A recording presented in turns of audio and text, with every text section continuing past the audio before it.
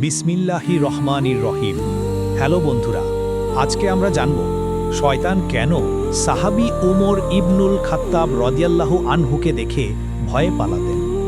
কারণ তিনি ছিলেন অত্যন্ত সাহসী, ন্যায়পরায়ণ ও ঈমানদার। রাসূলুল্লাহ সাল্লাল্লাহু আলাইহি ওয়াসাল্লাম বলেছেন, হে ওমর, তোমার পথে যদি শয়তান পড়ে তবে সে অন্য রাস্তা বেছে নেবে। শয়তান উমর রাদিয়াল্লাহু আনহুকে কে ভয় পেত? কারণ তার ঈমান ছিল দৃঢ় ও অটল।